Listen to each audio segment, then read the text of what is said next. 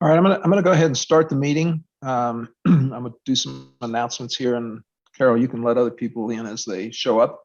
Um, so hello and thanks for attending our club luncheon.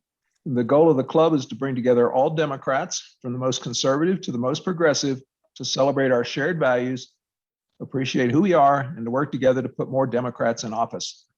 I'd like to mention our club luncheon sponsor, Albrecht & Albrecht Law Firm, has been supporting this luncheon for several years now. If you need legal help, please think about Albrecht & Albrecht.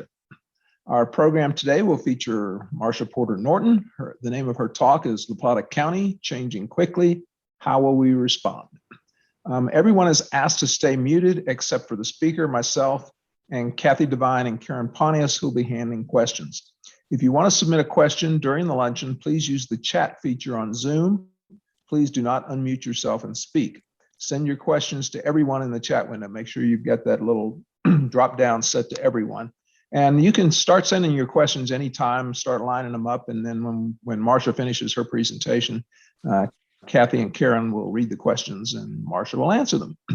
If you're having trouble with your internet connectivity, you might want to disable your video. Audio only works better on slow connections. The Zoom meeting is being recorded and it'll be available within a few days for viewing. You can choose speaker mode, typically in the upper right-hand corner, which will bring up a larger video of the person speaking.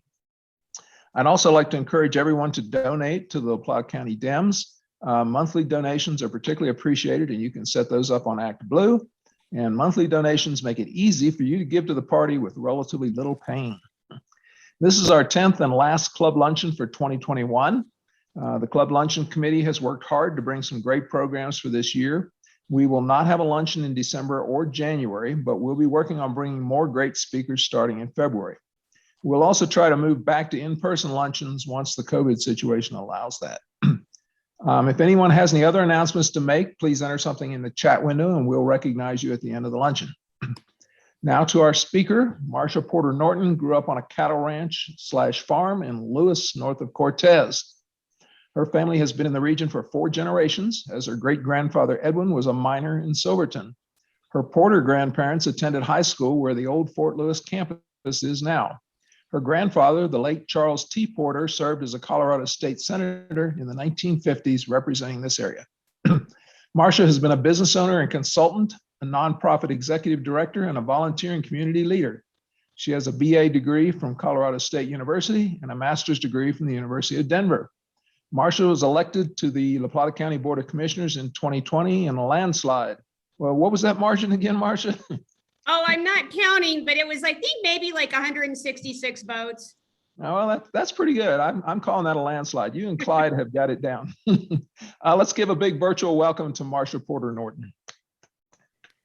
Thank you, everybody. It's so great to see you. And for those of you who I have been able to see the last couple months at events, and the DEM event held at Blue Lake was so wonderful. Thank you so much. Thank you for continuing this great tradition of doing the club lunches.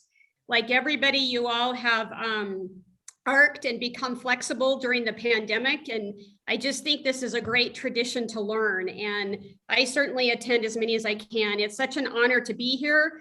I did see that we have Erica Brown on today. Erica, rooting for you in a major way tonight. And we will be sending good vibes. It's almost over too, yay. So that's great. All right, I'm gonna go ahead and share my screen, and we learned how to do this, or I learned how to do this. So I think this is gonna work. All righty, there we go. So I titled this, and I will do slideshow and then from the beginning. I titled this La Plata County Changing Quickly, How Will We Respond? And the reason I did that is we have so many issues in front of us right now. And I feel like this is a very civically engaged group. So you know what they are.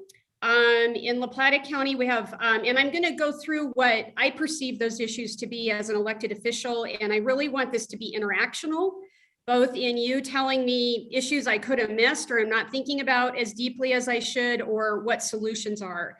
But the we is really the collective. So in order to have, I ran on a platform of healthy communities, and that looks like healthy land, air, and water, healthy people, and healthy businesses, our economic sector is very important to all of us in one way or another. So how are we going to respond to these huge challenges? And I will lay out again what I think they are, not certainly putting forth any kind of official county position, but I really want to hear from you. So what I'm going to do is present 3 slides that just are sort of fun facts about La Plata County, or in some cases facts, maybe not so fun. And then I'm going to go into, again, 5 issues that I think we are faced with. And I want to take a couple minutes on each of those slides to have you tell me what we should be doing. I will relay what La Plata County government is doing, but I want this to be interactional. So we're at a pivotal time with a pandemic, a global pandemic. We're not done with it. Yesterday, I'm on the Board of Health, and we sit in on policy calls. We have a very concerning situation with hospitalizations right now in Colorado, and are going to crisis standards of care in our hospitals. So we're not done with a pandemic, but at the same time, what can we do to get through it? How can we use these you know the word I'm trying to say, to create healthy communities? So how are we going to respond in the collective? First of all, what are La Plata County goals? I think all of you know this, but there are 3 commissioners. And these goals were identified by us actually after Commissioner Salka and I were elected last year. We got to weigh in on these, and so wholeheartedly agree with them. Public health, safety, and welfare. To me, that's always number 1. Whether it's a forest fire and our sheriff is responding, or looking at what our human service department does, and the welfare of all the citizens of La Plata County. I'm going to talk a lot about that. We live in a time when public trust in government, according to sources that I really trust, like the Pew Charitable Trust surveys and Gallup poll and all those kind of polls that have been around a long time, show that trust in government is at an all-time low. And we know that, and it relates to being able to do things like do vaccinations, like help people be safe during a pandemic. But also, La Plata County has had a couple of ballot issues go down and not be successful. And so the previous commissioners, who I have to give a big shout out to, Julie Westendorf and Gwen Lackelt, I think of them probably daily. They were such great role models for me and continue to be. They decided very rightfully that before we ever go to a ballot again, that we want to make sure that there is trust with the citizens. And you're not going to get 100% of citizens trusting a government, but it is very important for everything from our planning commission. I see Jean Walter on here, who's on the planning commission. I see some of our staff. I see some of my neighbors. We have to trust government in order to get good things done in government. And so that is a goal that La Plata County commissioners previously set. And again, Matt and I were able to weigh in on that and agree with it. That's why you see things like our Connections magazine going out, which hopefully you all read cover to cover, should have come to your mailbox. It's really important that citizens know what we're doing, that we are transparent and we're engaged. One of my favorite parts of my week is calling citizens back. Some of them are mad, some of them are complimentary, some of them have a very legitimate issue, and just talking to them so that they know their county government is here for them. We want to encourage and diversify economic development. I have one particular slide in the setup that's going to talk about why that is so important.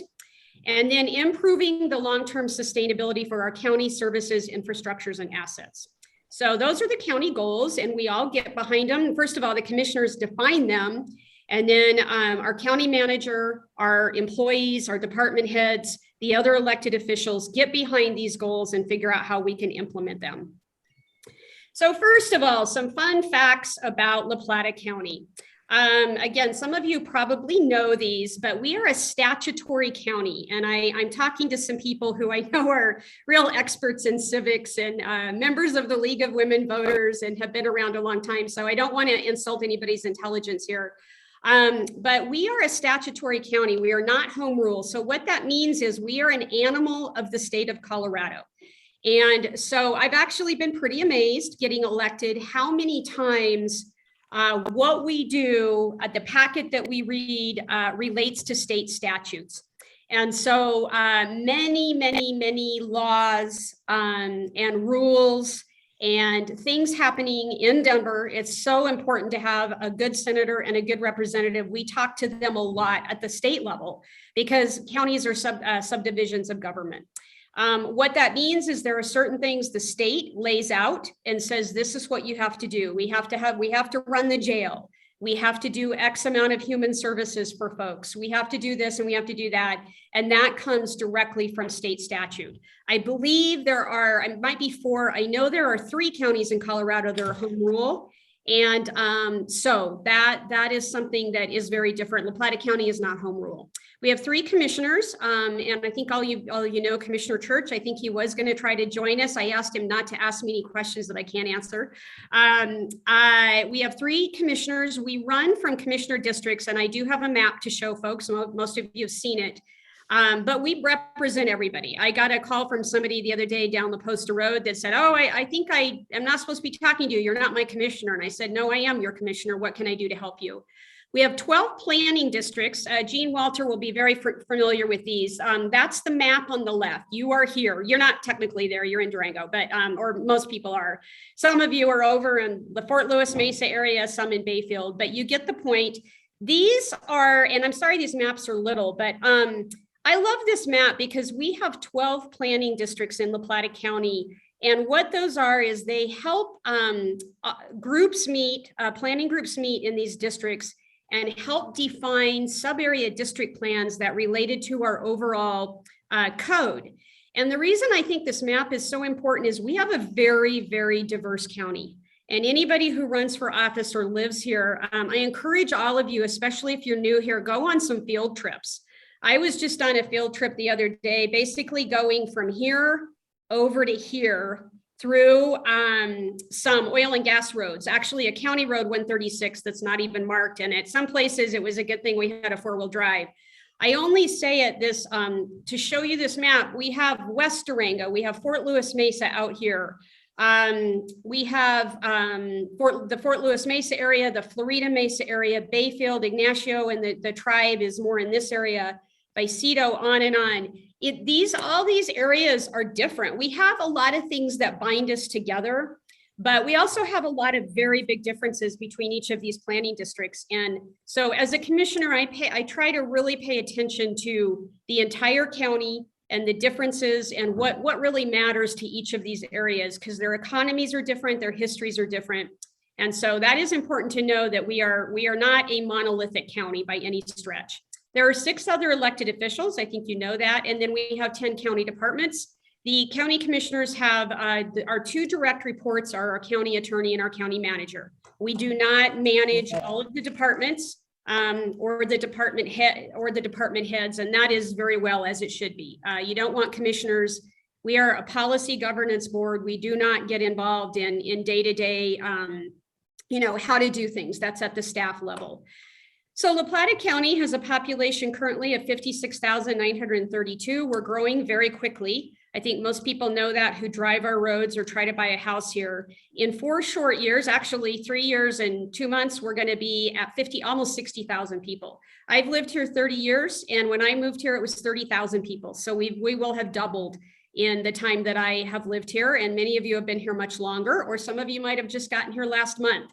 The reason that is important, and I'll talk about this later, is the importance of planning, the importance of thinking ahead about what kind of community we want to be. I was a little surprised by this next number. I'm 58, and last year of the baby boomer, actually, 1963 was one of the last years of the baby boomer population. But so I know a lot of retired people and people my age, but the median age in La Plata County is 39.7. I found that to be very interesting and exciting, just thinking about, our future. 41%, if you look at a different map I'll show of our lands here are public. Those might be, and that's exclusive of the tribal lands. They are sovereign nation, but we have BLM, we have State Forest Service. Of course, we have parks and wildlife lands. Those are like by Perrins Peak and places like that. A lot of BLM lands in La Plata County. Many people don't realize that. And then of course, Forest Service and wilderness. So we have a lot of public lands and we love them, and of course need to take care of them as they're getting pretty much overrun with people in the pandemic. I see a lot of that is good. People are getting out, they're taking their kids out, they're camping, but we also have significant challenges with our public lands. La Plata County itself maintains 653 miles of road. And again, doing my cursor again, it's just amazing. Matt, Clyde, and I went on a road tour for 2 days back in the spring. And I'd been on roads I'd never been on. I thought I'd been on most of the roads in La Plata County, and it's really fun to drive around and see all the pockets of roads. 222 of those are paved. The Southern Ute Indian tribe is here, as everybody knows. They are a sovereign nation. They encompass 750,000 acres with a headquarters in Ignacio, and they have 1,500 enrolled tribal members. I am actually very honored to serve as an ex officio member on the Colorado Commission on Indian Affairs. And we link with the tribe in many ways and enjoy, I think, a very long-standing relationship around everything from roads to oil and gas development to issues of common concern. And just like everybody in the county, they're concerned about economic development and housing and broadband. And so we have regular conversations and meetings. I very much look forward. I have not met the tribal, I've met some of the tribal counselors one-on-one. I have not met them on person. We've only met on Zoom. So one of the really big bummers of the pandemic is not being able to have those kind of personal contacts. La Plata County has I think our budget is very lean considering how much we do. Our staff are very, very, very cognizant of taxpayers' dollars. We have a proposed budget, which anybody can comment on. We will pass it on December 7th. Of $120,782,857 in expenses. And then our revenues are $89,163,586. Why the difference between the two? We have a very healthy fund balance, thank you to past county managers and commissioners that budgeted and had a lot of forethought about the downturn in our oil and gas production. And they saved a lot of money, to be just kind of summing it up. And so we are pulling money this year, again, proposed budget. The difference between that 120 million and the 89 will come out of our fund balance. Our sales tax now surpasses our property tax in La Plata County. People are shopping. They shopped during the pandemic. They are here visiting, and we benefit collectively from those sales tax dollars. It's pretty amazing for me to think about. In the 90s, the percentage of the budget that oil and gas made up of our budget, and now sales tax far exceeds actually our property tax. So that's pretty interesting. By the way, La Plata County has the 4th lowest mill levy in the state. All right, so more fun facts. The map over on the left, I couldn't get it to be bigger. That's one of my favorite maps, and I need to see if I can get our GIS department to do a JPEG of this. That's land ownership map. So you can see the north, and you all know this, but we have the pink is tribal, and the yellow, we do have some Ute Mountain Ute sovereign nation lands in our community. A lot of people don't know that. The far southwest end. Brown is Parks state land, or no, excuse me, BLM, and then white is private, and green is, of course, federal Forest Service. So interesting map.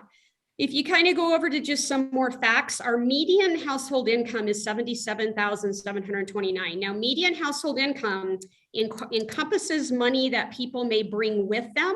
It is not wage income. So your stocks, your veterans benefits, those kinds of things will go into median household income. So that looks pretty high, right? 77, and that's a median across everybody. We have people that have much, much, much higher median income than that, but that's the median. But the average wage, if you look at this, is $47,936 a year. That's 70% of the estimated livable wage of $68,120 for a family.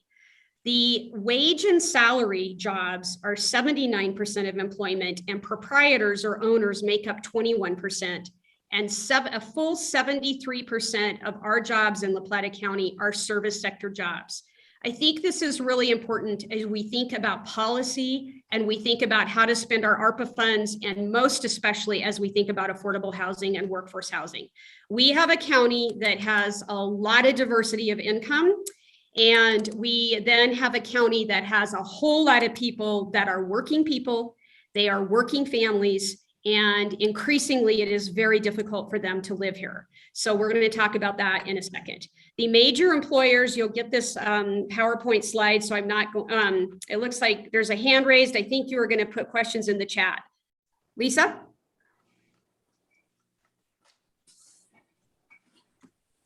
Sorry, I was trying to unmute myself. I just want to clarify something. So I think you said that 73% of employment is service sector jobs, but the screen says 43. So is the 43 correct? Yeah, I'm sorry. Did I say Okay. that? No, don't I know was where just making sure.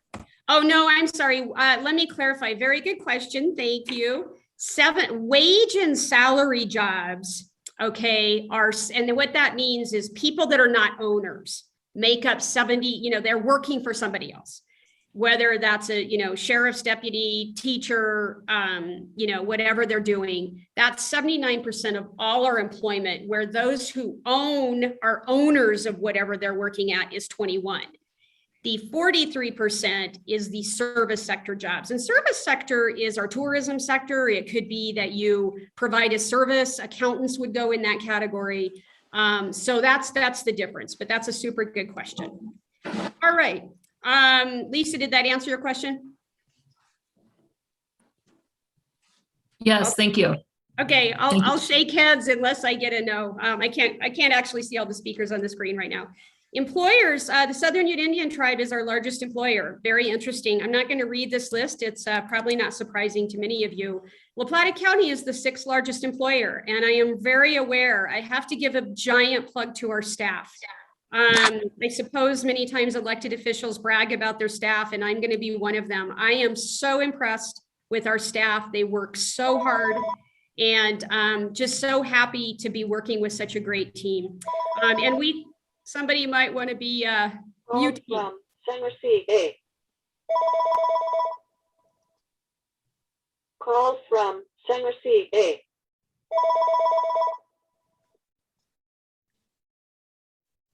You can just mute everybody and then take Marsha off.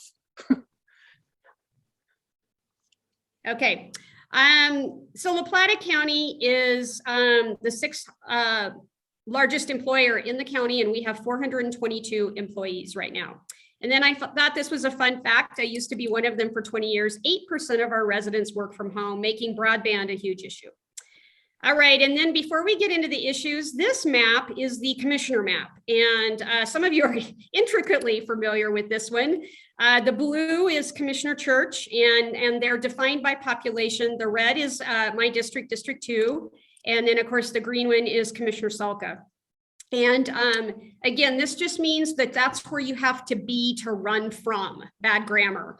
But it doesn't, but we represent everybody, and everybody in the county votes on all the commissioners up for vote. So I get a lot of confusion about that. I got a lot of confusion when I was running, and these maps are done. I can't remember the interval. It feels like it might be every 5 or 10 years by the county clerk. And so and it's based on population. And that's why you have Clyde's district kind of going up there, catching some of Florida Road. My district goes up the valley. So and of course I have Durango, but again, our job is to represent everybody in the district. I'm always interested in what's happening with families in our community. 20%, 1 in 5 of La Plata County's population are kids under 18. 25%, 1 in 4 qualify for a free lunch. There are 160 kids in La Plata County who qualify for homeless benefits. There is a very specific way to gauge that by the school districts, you could be couch surfing, you might be living in a car a couple times a month, but it doesn't always mean we have 160 homeless children at any one time, but they qualify for homeless benefits through their school. Births to single women, 30.4%. So almost 1 in 3 children born in La Plata County is born to a single parent. Single mom and dad, of course, and then 40.3% of children and teens are enrolled in Medicaid. I think in the old days, Medicaid was stereotyped as the healthcare program for lower income people. And if you look at that number, it's essentially it's the healthcare program really that is the public option, if you will, for kids. That is a very, very high percentage. I have been getting having a lot of conversations, and know one of my family members here that has an incredible challenge with preschool and childcare right now. So I did a little digging there. 5 preschool centers, childcare centers have closed in the pandemic. The reason is workforce shortages, closures of the school. on and off, which of course I certainly support due to public health, but that means lost revenue. Many of these are nonprofits or for-profit. And then just low wages in the sector that was before the pandemic. So we only have 65% of our preschool care in La Plata County is met, and a very dismal 20%. So if you are having a baby in La Plata County, there is a chance that you're going to have to be pretty creative to get your childcare if you want to go back to work. So it's a situation we all, I hope, can keep our eyes on. All right, so the number one on this, and these, again, these, I'm going to give 5 issues. They're the world according to Marcia, if you will. It's, we haven't, this isn't any kind of a strategic plan or anything that La Plata County is putting forth, although in our budget next year we will be updating a strategic plan. I'm super excited about that. These are sort of how I see things and my priorities.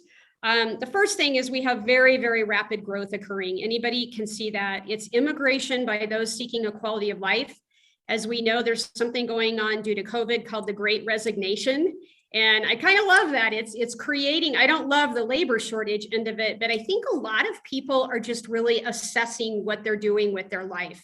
Maybe they lived in a city and they want to live in a place that's beautiful. Maybe they had a job that they perceived to be very crummy and they want to go back to school.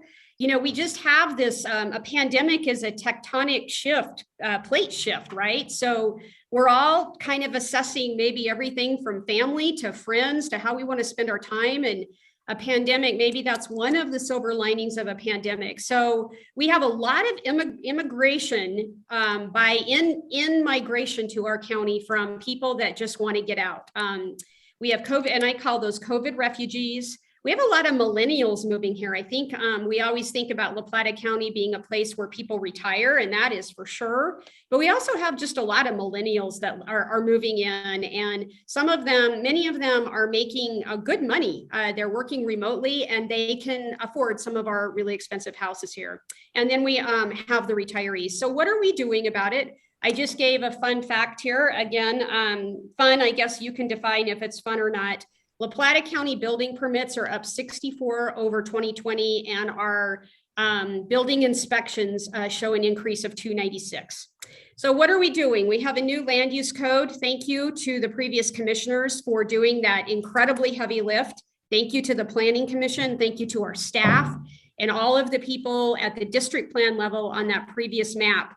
So we have a new code. And by the way, the map on the right shows where all the subdivisions are in La Plata County. If you live in Durango and don't drive out in the county, you'd probably be surprised at how many places have an actual subdivision. These are actual subdivisions that came through the process and are through a subdivision process. So we have a new land use code. It is meant to be easier. It is meant to be faster. We don't want people to spend $200,000 only to find out that it's a no. It doesn't mean everything gets approved, but it just means that the whole system needed to be updated. And again, I really give a giant thank you to Gwen and Julie for leading that process. It wasn't easy. And Commissioner Church was very much in there too. And it's a solid document. We are in the phase of saying, how can it be tweaked? We know a phone book sized document is never going to be perfect. So the land use code, I'll tell you, is a lot of what commissioners do. In my new commissioner training, it was like, you better be used to reading code and understanding it and understanding land use. It's a big part of what county commissioners do. We are, Commissioner Salk and I advocated an update to our county strategic plan, and we'll be doing that next year in-house. And it doesn't have to be long and complicated. It can be 10 pages, it can be 5 pages, however many it's going to take. Our last strategic plan was done in 2008. And I'm anxious to say, what are the issues around sustainability, affordability, clean energy, all the things a lot of people care about, and what's the county role in that? So that'll be one of the things. And then, like, how do we deal with transit? How do we deal with broadband? All these rapid growth issues. We're going to put $5 million next year in our road and bridge fund. I'm super excited about that. This isn't the most glamorous topic in the world, but anybody that drives county roads knows how important it is. It's important for commuting, it's important for tourism, and it's important for our EMS. So we're going to put $5 million, and this is proposed. Our budget isn't passed yet, and that will be from our general fund, primarily from high sales taxes. So the sales tax does make a difference, just like it does with municipalities. And we're going to try to get some of the backlog of our road and bridge done. We are focusing on wildfire. One of my priorities was to really step up wildfire. I'm very excited to announce that this month in November, we are going to be penning IGA with Durango Fire and Protection District and the city of Durango to kick off a new project called the Wildfire and Watershed Protection Fund.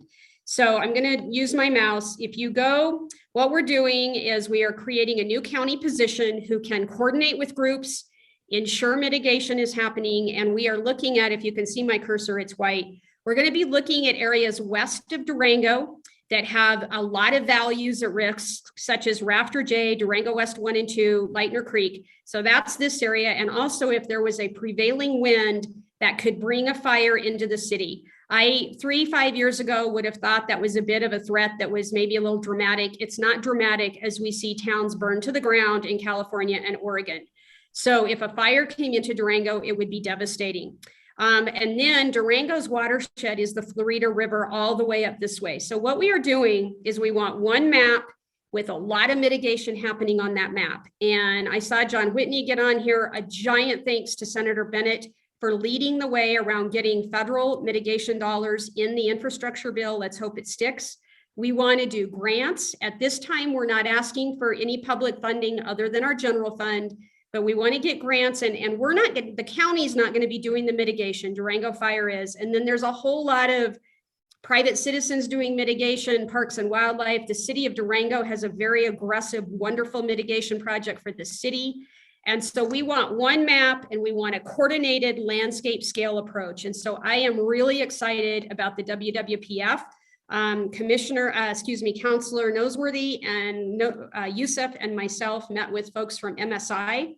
Former Senator Ellen Roberts was a part of the early days of this, and Chief Dowdy at Durango Fire. And we had about 12 meetings to plan this out. And we're pinning, like I said, an IGA this month, and then hiring a director next year, because we want somebody to be writing grants and coordinating the work, and it's going to take a lot of work. We also seated this year a wildfire advisory board. I'm super excited about that too. This is high level, very expert people from all over the county to advise us on policy. They can advise us on how to use this WWPF project to help all over the county. So super psyched about that. I'll take, I think for each of these slides, I'm going to do just, 2 or 3 minutes of questions and ideas. And I see there's questions in the chat, but what are your ideas? Let me know what we're missing. Let me know what I should be thinking about.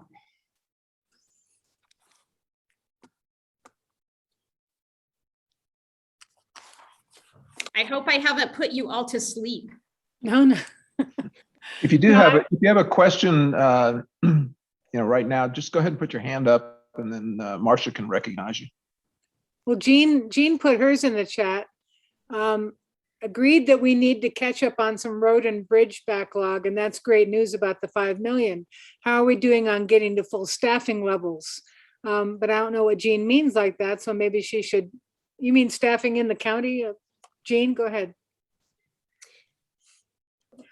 Yes, I mean staffing in the county. Are we, or are we not so badly affected by everywhere that it says help wanted everywhere? Are we avoiding that? Amazingly we are. I'm not going to say it hasn't impacted us. I am going to give a giant shout out right now to our county manager, Chuck, and all the department heads. We do a lot to try to keep people. In fact, our budget, one of the reasons those expenditures is higher for next year is we have done a reassessment of our pay grades to bring the wages up to be more competitive, and particularly in the sheriff's department. The sheriff's department trains a lot of people, and then we lose them to front range police departments. And so that department is getting a more healthy and, in my opinion, needed upgrade. But yeah, we're having some issues. And just like 9R now had this information is like a month old, like 70 positions vacant. We don't have that kind of challenge, but we do have the challenge. We just I heard the other day a story of trying to hire a young person for a fabulous job. The reason I say young person is the person who had accepted was young, and that person could not find housing here. And so we haven't been hit, say, as like the restaurant industry or some of the other industries, but yeah, I think our road and bridge department's doing pretty good. Those are jobs that people tend to get in, and they're in them for a long time, and they know the county and know the equipment and all that. But great question, Jean. Any other questions? I see the chat. Let me see if I can. I'll read them. Kathy, you want to? So Dick Grossman, Gay and Dick Grossman. Yeah, sure. Dick, What's the county doing to fight climate chaos? I have a slide on that about, I will address that. We need to do more, but I will address. I'll do in my another issue, but thank you. let's see, there's one from Anita Roncati. When will the county address short-term vacation rentals in the land use plan? And this was promised when the new code was released, and there does not seem to be any progress. First of all, I think that's a great question, Anita. It's actually not true that there's no progress, just to let everybody know accurate facts and information. We have an entire list of things that we would like to tweak, I call it, or add to our land use code. We will be going through a very thoughtful process around that where everybody can weigh in. One of the things we're looking to do this year is bring more rules and regulations in our code for short-term rentals. So that's the first thing. We know where they are. They register with the state. But as we all know, they then pay a residential tax. If anybody reads the Colorado Sun, there was an effort by the legislature to try to change that so that if you had a short-term rental for more than, I think it was like 30 days a year, you would be taxed at a commercial rate. What is happening, and I honestly don't know the extent that is happening in our county. In other places like Summit County, corporations are buying up a lot of homes and essentially running them like hotels and getting a residential rate. Unfortunately, the opposition to that legislation was so great that that bill has been pulled. It may come back, but we're working on it. I completely hear you that it's probably not fast enough for some people, but it's on our radar screen. And as we update our land use code, this will be on the agenda for the public to weigh in and tell us, we know there's all the typical issues around trash and bears and parking and, all of it. So we know it's a concern. Next question from Erica. Good luck, Erica, tonight. Are there any plans or ideas about how to address affordable daycare and preschool shortages? I spoke with the La Plata County Early Childhood Council about this, a gal named Heather Hawk. And there are funds. So everybody, when we talk about ARPA, and Gwen, can you remind me how much time I have? We need to quit in 50 minutes. So you still got 50. quite a bit of time. Okay. All right, good. I thought so. I was like, I think I'm going on too long, and then I'm actually not. So that's a good thing. So I asked her what she thought we needed to be doing with ARPA funds.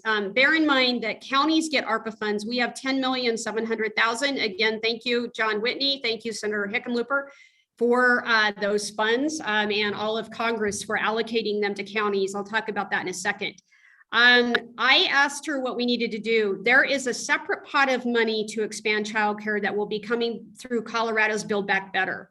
The issue with childcare is you have to have somebody that's willing from the private sector, albeit a nonprofit or a business, to run a childcare center. And it's really hard. If anybody has ever used childcare or knows somebody that is a worker or an owner, it's a very, very hard business.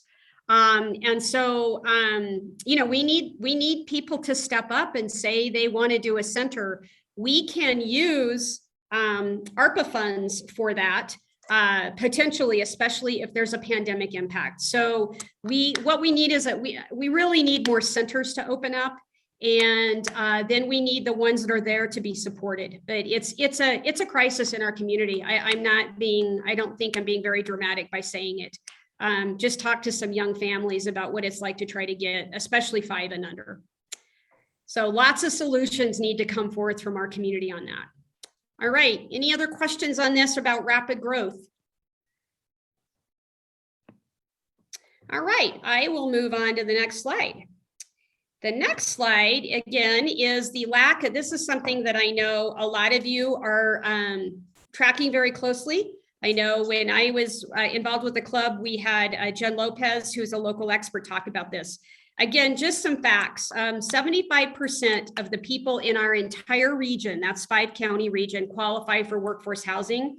And my next slide, I'll show you what that means, what kind of income you need to make to qualify for workforce housing. I would distinguish, there's 3 kinds of housing. One is housing for the very low income, and yay to all of the people who opened Sparrow Apartments this week, led by Housing Solutions for the Southwest. It is really exciting. That's going to be 40 units for those who make 30% AMI and less, and I'll explain what AMI is. So just think about that for a second. Of all of our entire region, and it's not that far off for La Plata County, 75% of the people in our region have an income that qualifies them for workforce housing, which is 80 to 120% of AMI. And I'll give those numbers. And here's a news flash for all of us that care about this. Last year, according to Homes Fund, there were only 6 units, meaning a home or a townhome or whatever, sold in the workforce housing category.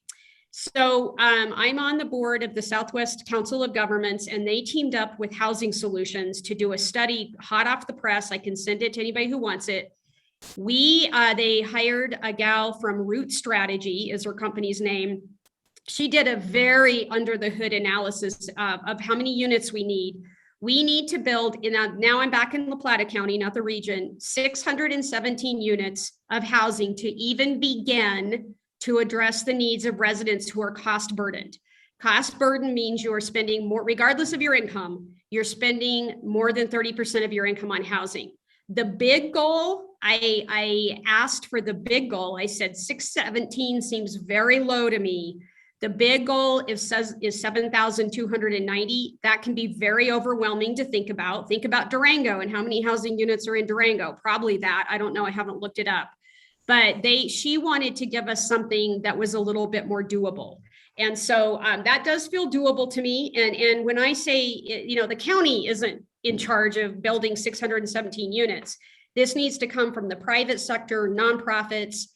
We are restarting a regional housing alliance. I could talk about that for a long time. Our sole goal of keeping the regional housing alliance alive and thriving, we're bringing it out of hibernation. And the we is the city of Durango, La Plata County, and Bayfield and Ignacio. We're doing that with the sole focus of getting housing built one way or another. We have a potential for ARPA funds. We're still determining how our ARPA funds can be used outside of what are called qualified census tracts. I won't go down that rabbit hole, but we really need to be able to get the federal rule changed so that if somebody up in the Animas Valley says, here's 2 acres for housing, that we could spend ARPA funds on that. We fund organizations like the Homes Fund, Housing Solutions for the Southwest. And so we give your taxpayer dollars, we give them grants through community benefit grants. So that's another thing the county is doing. Homelessness is a giant issue. I see Jerry and Linda Harris on this call, and I know I've worked with them and heard a lot of their concerns about it. And Jerry serves on the coordinating council for the strategic plan on homelessness. It was an effort between the city and county to address homelessness. I'll tell you, it is a problem across the country. It is incredibly difficult, but we're doing everything we can to work through that coordinating council. And Purple Cliffs, I will discuss in another slide. The reason I put homelessness on here is obviously people are unhoused because they don't have a home. And some of them are choosing to be homeless, but many, many people simply cannot afford a place to live. And so we have a lot of work to do here. There may be a lot of questions on this. I don't know if anybody has a specific question. Affordable housing is one of my top priorities.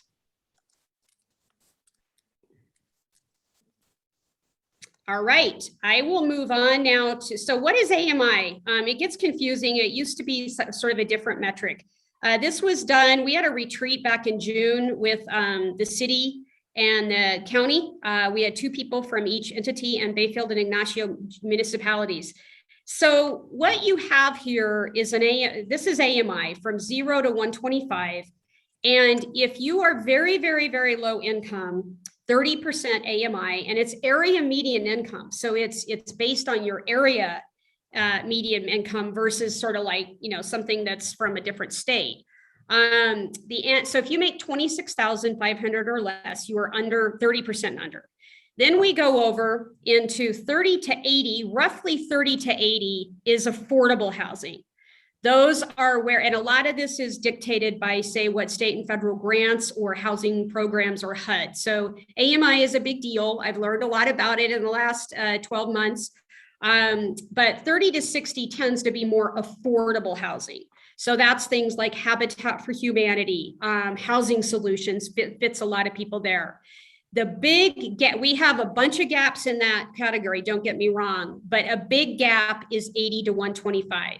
So a household making $109,600 or less, or up, 70 to 109, they are in the workforce category. And again, last year we had 6 units that sold for that category. In that category, you're talking teachers, you're talking sheriff's deputies, nurses. I've even heard stories where our local hospitals are having a hard time recruiting doctors to live here. So the problem, it affects everybody on the AMI, but I don't like talking about complicated jargon without a picture because I'm a visual learner. So this is what AMI means. And so we're trying to, the Regional Housing Alliance is a intergovernmental arrangement, and we can tax, we can bond, we can run housing projects. There's a whole lot of things that RHAs can do that, say, a nonprofit cannot do. So it didn't make any sense to me, for sure, or Mayor Baxter or the mayors of Bayfield or Ignacio to retire that tool that had been in hibernation for a couple of years. So we're looking at bringing it out of hibernation, making it effective, and our sole goal is to get housing built. Now, I will tell you, getting housing built, I'm learning, has a complexity list a mile long, but this is all hard stuff, right? And we didn't get here overnight, and we're not going to solve it overnight. But there's a lot of passion for this energy. I was just at a meeting for this issue. I was just at a meeting yesterday. I heard Fort Lewis is getting involved in housing. The city of Durango has hired a housing manager. They're looking at the hotel on 160. I see Karen Pontius on here with your wonderful, fabulous co-op that you did. I can't believe how you and others, yay. So we have to do it all, and we have to function on all cylinders here with housing, no matter what part of the AMI it's on, but our workforce is really needing some attention right now. All right, issue number 3, this gets Marcia? Yeah. So Karen put a question in the chat or a comment that I think is pertinent to the one you were just talking about. And she says, as you know, I'm a big fan of manufactured housing. I'd love to see the city county work to create more manufactured home communities. Infrastructure, water, electricity is an issue. Can you comment on that? I sure will, and I couldn't agree with you more. Through my role on the COG, actually, the COG just wrote a grant. DOLA, Division of Housing, has released a bunch of state money for grants, but you have to go through a planning process first. So what we are going to do, not we, me, somebody, is going to do an analysis in the region of the various codes and how we can make housing easier. And the vision that a lot of people have put forth is to recruit a manufactured home builder here in the region, get lots across the region, whether we're buying them, people can donate them. Anybody has land out there and wants to build, you can donate it. And then get a manufacturer here so that the housing is cheaper. And apparently there's really good manufactured homes that you make a community out of, just like the one you live in. And so that's an idea that's getting a lot of ground, but we need rental housing. We need manufactured homes, we need tiny homes, we need single home, and all of it. And again, I'm not going to pretend to sit here and tell you that but go back to that number of 617. That feels very doable to me. It's going to be a giant heavy lift, but that feels doable to me. So Karen, I couldn't agree with you more. And there's a lot of conversations, and I really applaud your neighborhood. You guys did just a great thing. So thank you. Mm-hmm. All right, what are we doing about the climate crisis? I would put on there, so I don't have to tell everybody on this call, we are in a climate crisis. I agree with that, of course. We are working more on wildfires. So how does the climate crisis impact us? It is drying out our forests and making homes much less safe. We regulate oil and gas, of course, with the state of Colorado, and I'm going to talk about that in a whole separate slide. We know that methane leaks are a big concern and contributor to oil and gas, to greenhouse gases. And these are things that maybe aren't going to solve the whole crisis at all, but they contribute. We host a hazardous waste reduction day. And so that we didn't do it because of the pandemic for the last couple of years, but next year you'll have a chance to recycle like things that would pollute our groundwater and be pollution creators at the fairgrounds. We are at where my office is going to get 2 new EV charging stations. Super psyched about that. The construction folks were here just last week starting to put those in. Some of these are environmental related, but also climate related, of course, especially around the oil and gas issue, is we do have a closed landfill near Bayfield. The Herald ran an article a couple months ago that had a concerning headline. We do everything possible, and nobody wants to, government sometimes gets things that the private sector doesn't want, right? So when that landfill closed in the 50s, the county took it on, and we do everything imaginable and possible to ensure that the water, the wells of the residents that live on that road are not polluted. So that's one of the things we're doing. Again, maybe not directly related to climate, but certainly conservation of our natural resources. We budgeted for the first time $1.5 million next year for solar projects. And I am very excited about that. I don't know what that's going to look like. Now that it looks promising that we can get that cap at LPA lifted. And thank you to Gwen and others on this call that have worked for a long time to look around that tri-state agreement and how we can make it more workable for the new energy economy. And so we budgeted for solar projects that would mean potentially, and I'm throwing this out at brainstormer, please understand brainstorming here. It could mean we're putting solar on some of our buildings. It could mean that we team up with the private sector. I don't know what that looks like. The other thing what Plata County will do, of course, is to regulate solar arrays that may come in as part of that local production of renewables. So we will have a key role in that. We have a weather radar station we are looking to get in to better predict storms coming off of burn scars. So that's really more of a reaction to climate change and wildfires. And then we fund organizations like the transit, it's called the Roadrunner, like Forecore. And as part of our strategic planning process, I will have my thumbprint on that, of course, in terms of the process.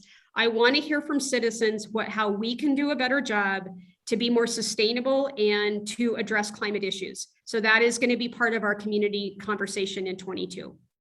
I think we can do more, quite frankly, and I think we should do more.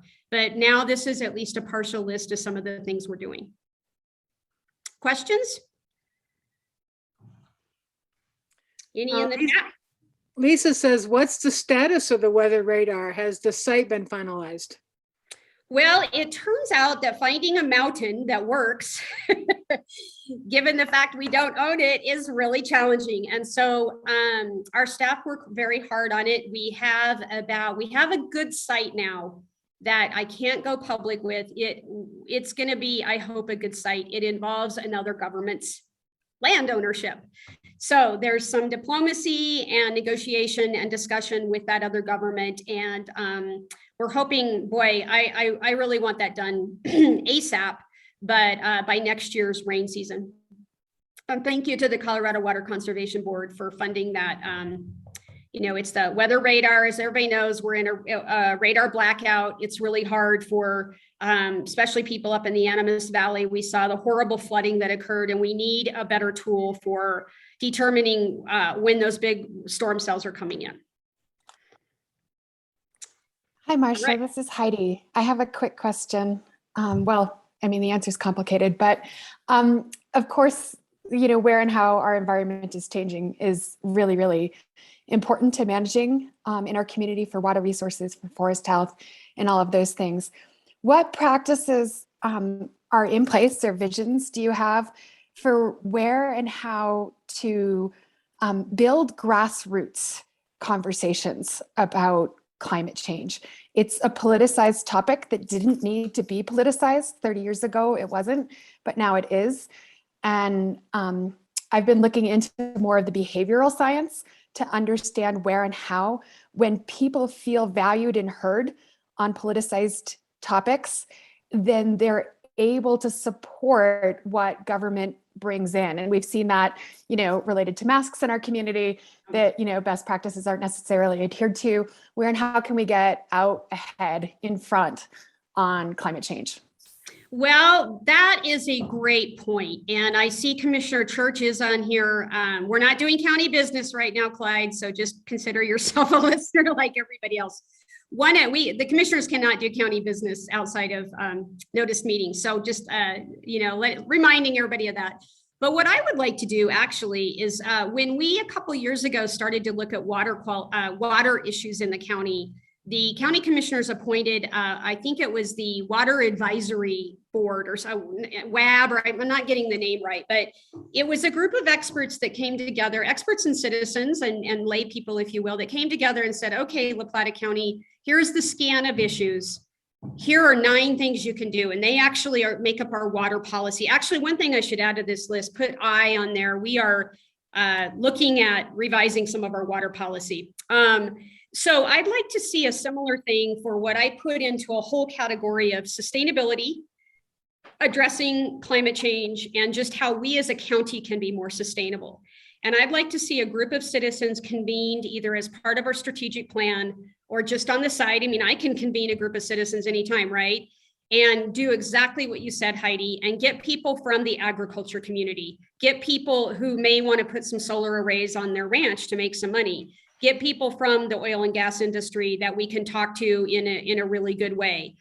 Get people that are in the local food, the composting, all these different sectors, the soil health movement, and the emissions, transportation people, building people, and say, what should we do? And sometimes I think we do really complicated studies that turn into phone books and then they sit on shelves. I'd rather have a document that's 10 pages that has some doable things.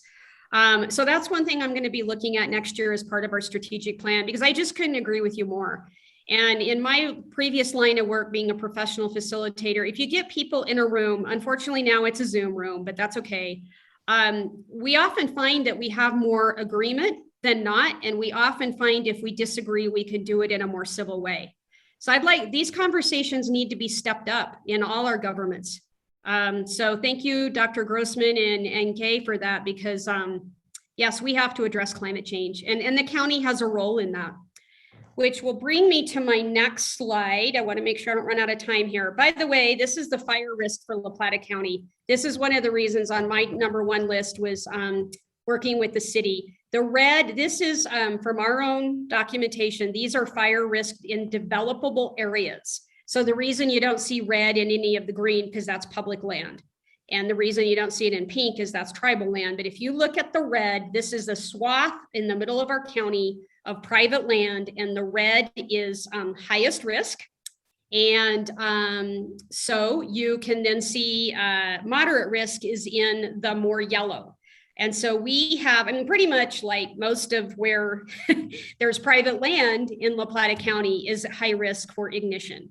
And so this is, and as we see our forests drying out, that leads to an infestation of beetles and other bugs.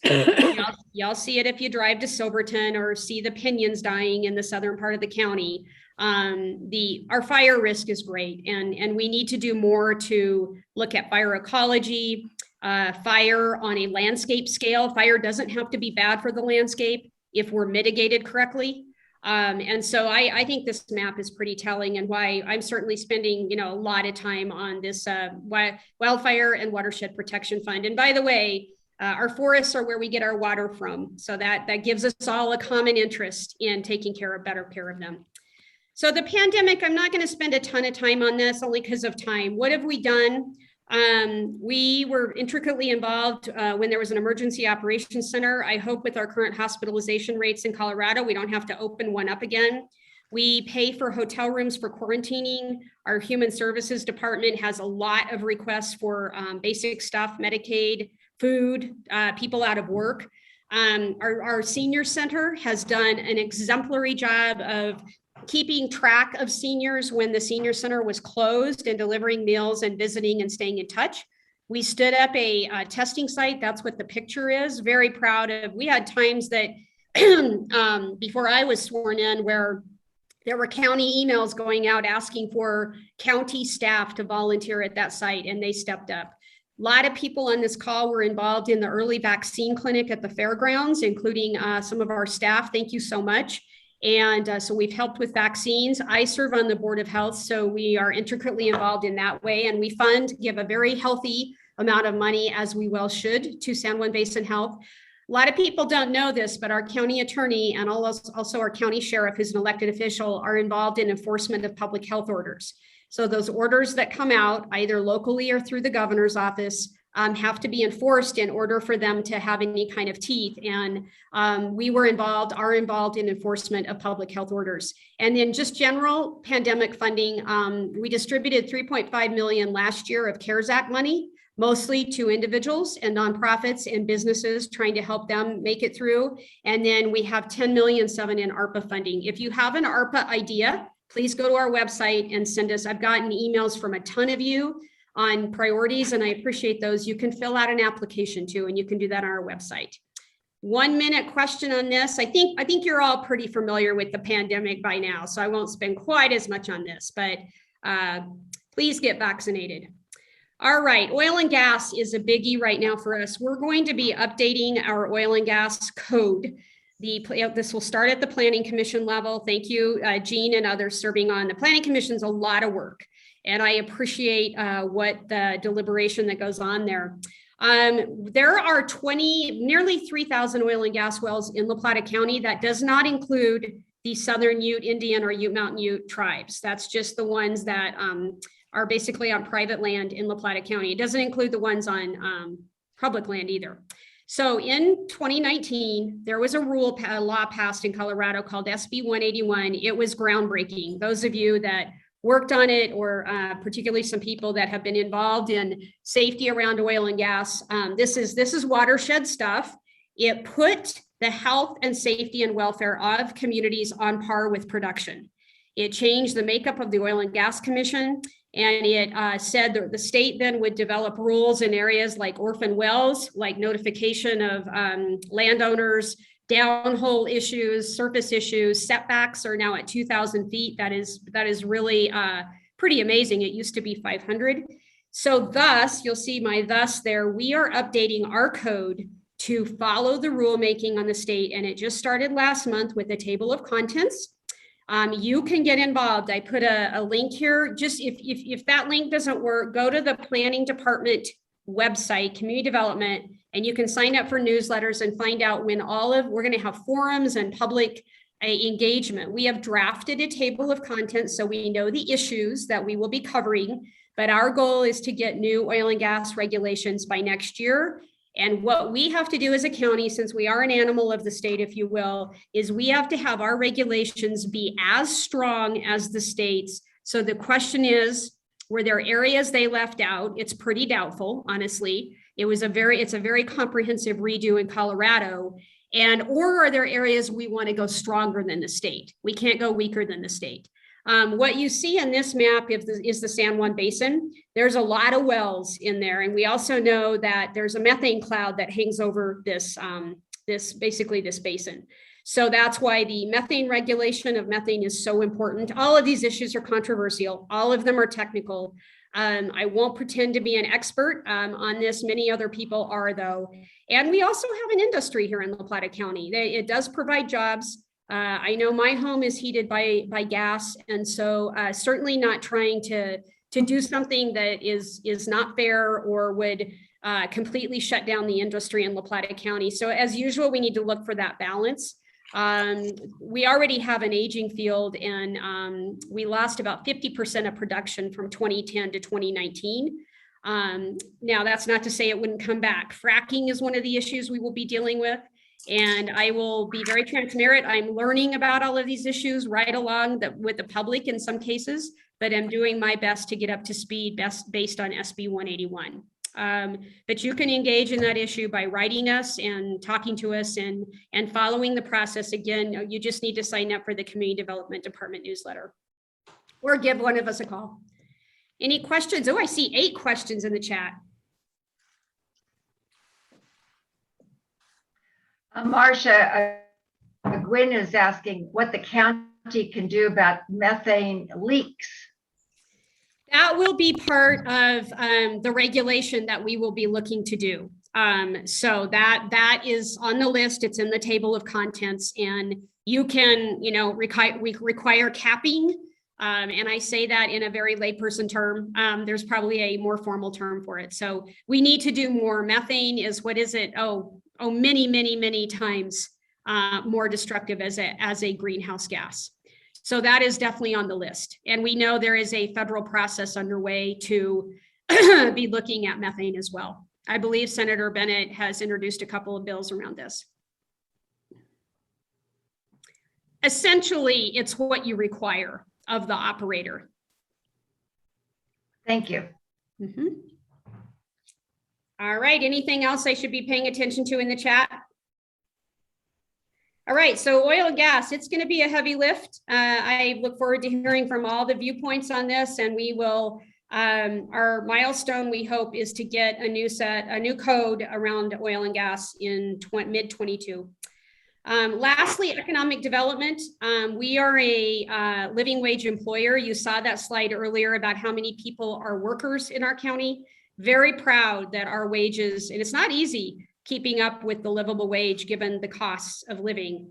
Again, what are we doing? We're trying to make our land use code more, not that any business can do whatever they want or just get an automatic pass. By no means would I say that, but we want good businesses in our community, and we want existing businesses to be able to grow. That's where a lot of jobs in communities like ours come in, is from businesses that say, hey, if I had an industrial park or a place I could grow. A lot of you are familiar with Tailwinds Construction, Tailwinds Nutrition.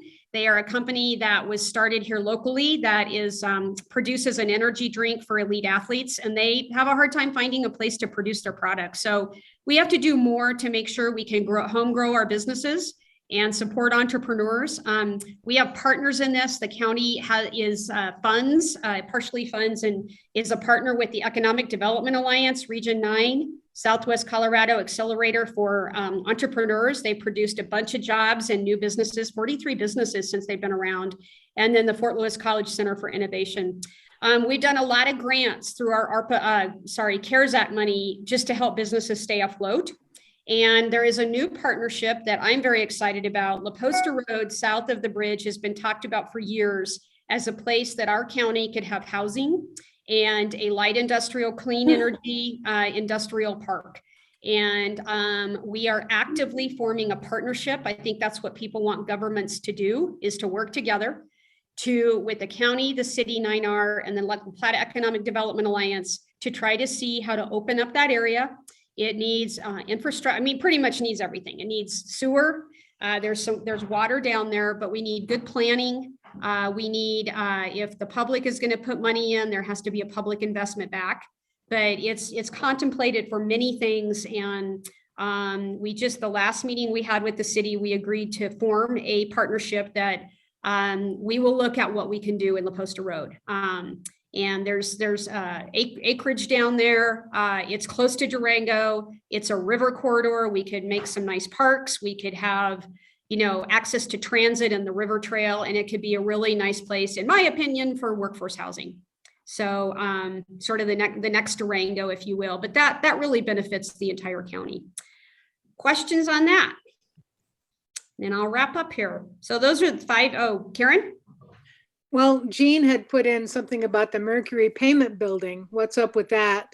And if that's a city council question, in other words, the county's not involved in it, it's just City of Durango. Yeah, right. I heard it's under contract, but that certainly could be a rumor. I do not know. Yeah, but I agree. Every time I drive by there, I say, what's going to happen with that building? I was just thinking of that yesterday. And then Gwen just put in, can you talk about how the county views its obligations about broadband? Yes, Gwen. Yes, thank you. I knew that question was going to come up. Commissioner Salka is leading on broadband. If anybody doesn't know, he used to have a tech business. We have ARPA funds that can go to broadband, and the percentage that we would put them to broadband is to be determined.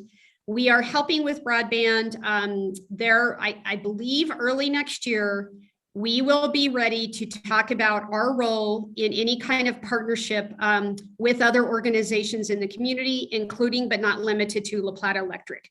Those discussions are ongoing, and with La Plata Electric wanting to partner, I think the issue is where can you make the biggest bang for the buck, and where can you get to people's homes? So to the premise, either through wireless or fiber.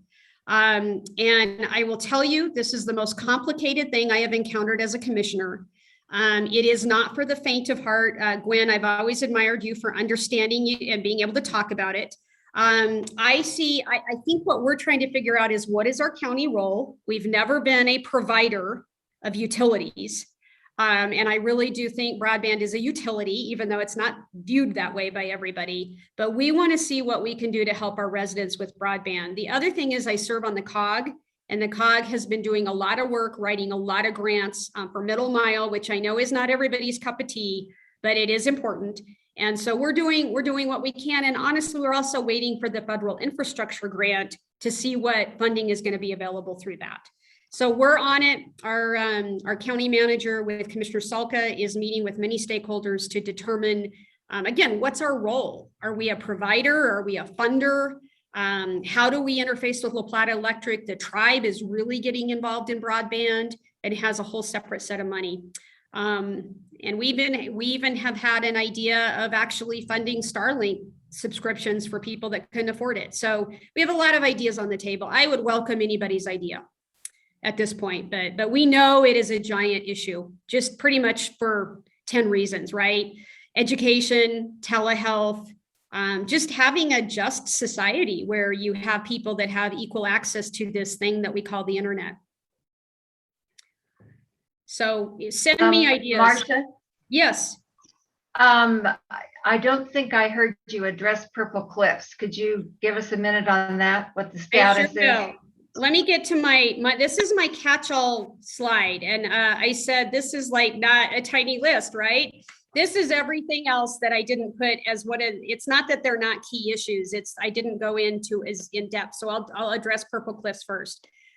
We have long-term drought. These are things that I think about. I'm not going to say they keep me awake at night, but I would be lying if I didn't say they didn't on a few nights. If we have a curtailment on the Colorado River, that is going to be huge. And if we don't have a good winter, that could happen, and it would have devastating impacts for Colorado and the upper basin. And that's that would be a great club speaker to get somebody in to talk about that. But that's something we're watching very closely. La Plata County actually has water rights that could be at risk if there's a call on the river. Okay, Purple Cliffs. When it first opened, I never thought it was ideal, but I thought it could be workable with X number of people. It is no longer tenable or workable or sanitary or safe. It is, first of all, it was meant to be temporary while the city of Durango was going to find a camp. They have had a hard time finding a site. What we have decided to do, Purple Cliffs is not safe because of the carrying capacity of that piece of land has been far exceeded. There are 86 camps out there, and there are trash. There is not a wastewater system. I drive by it once a week. Last time I went by there were 19 cars on the side of La Posta Road. That is not a safe location for people to be living outside, even if they have a decent tent. We have decided we are urging the city of Durango to find a place for a camp, and we are going to close Purple Cliffs at the soonest possible date. We will give plenty of notice, and we are going to open a managed camp and take, this is based on a model out of Las Cruces and other areas. Denver, I think, is looking to do managed camps and has one. And what that looks like is it's just what the word says. It's uniform structures, there's sewer, there's water, it has more dignity. And eventually that's what our role with homelessness is going to be. This has to be a project with the city of Durango for many reasons. And they're trying. It's very hard living in a canyon to find a place for this kind of land use. And so I will tell you, this is what I get more calls on than anything. And we're doing everything we can. We're going to actually have our own employees. I will be out there picking up trash. We are going to look at ARPA funds that can hopefully help waylay the situation. But we also need people who are camping to understand you have a responsibility if you're camping. And it is to abide by basic laws of society. And we need campers to help us provide this place. There are people, because of many reasons in their lives, that will not come into a shelter. Or when the city hopefully gets their housing on 160 at the hotel, I hope that goes through. Super psyched about that they're going that direction. Not everybody's going to go inside. And so we do need a place for people to sleep, but we also ask them to abide by basic civility, basic sanitation. So I welcome ideas. It's very hard. People are out at Purple Cliffs. There's 3 general groups. One is a group that they're called travelers, and they are choosing to be homeless for the most part. They are choosing to be homeless. Then there is a group of people that are have really long-term mental health issues, addiction, and really are the people that are chronically homeless. And there's about 40 campers that we think fall into that they'll be camping in Durango no matter what. And then there is a group that are very recently homeless, including, I am very sad to report, children. There are children at Purple Cliffs. And these are families. The pandemic has wreaked havoc on people's family life. And sometime, I imagine most of us on this call, including myself, would have a place to go, if not a camp trailer or a second home or a family member. A lot of people don't have that. They have no social safety system. And so they end up at Purple Cliffs or someplace like it in the country. I guess Denver, if you've not been to Civic Park lately across from the Capitol, it's depending on what week. So I could go on and on about this issue. It is very challenging, and it also relates to social policy. It relates to income inequality. It relates to our policies on housing. I really have to give a shout out to the Neighbors in Need of Assistance group. They're the faith-based group that does all they can. But we have a lot of work to do as a society to work with the unhoused, but we're going to open a managed camp just as soon as we can. Our budget, I talked about that opioid settlement. We just signed with Phil Weiser, AG Weiser last week. Give AG Weiser a huge shout out. Can't imagine what it was like to negotiate this settlement with 4 drug companies, but he did it, yay. And our region is going to get about $4 million, and we have 18 years to spend it. That's only about $200,000 a year. And we need to be very creative to bring more treatment to people. One of the things to address the issue about climate change is a multimodal plan in 23. We haven't finalized all that yet, but would really like by 23 to have a multimodal plan for the county. And when you need to do things like basic mill and overlay and paving of roads, the multimodal sometimes unfortunately gets on the C list. It's expensive, but I'm hoping we can pick 5 or 10 areas in the county, prioritize capital projects. We just got a petition from hundreds of people up on County Road 252 by Trumbull Lane that want multimodal there. And they're absolutely right. It's a great place for multimodal. It's expensive, but so is emissions and so is not having passenger safety. So diversity, equity, and inclusion is something we need to do a much better job of at all governmental levels. And we are working on that. We have 2 rural water systems, one La Plata and then the La Plata West. And I think the trick there is making sure those water systems can bring drinking water to people without creating a bunch of sprawl. So that's very challenging. We have next year, we're going to do a study of buildings. In 2012, the commissioners did a capital plan and we're about done with that. So what next? That will include, but not limited to, the Pepsi site, the Old Main Post Office, Schluter Floral, which used to be across from the court, where the courts are now, and is now a parking lot. So what do we do with our properties? And how do we bring that to bear on not only money, but also things like workforce housing, like a need for more county, if we ever need facilities for more staff in the future. Broadband, there you go, Gwen. I didn't put it under number 9 in any prioritized area, but we are defining an appropriate role for the county in expanding rural broadband. Durango Mesa Park, lastly, is on our list of things to do.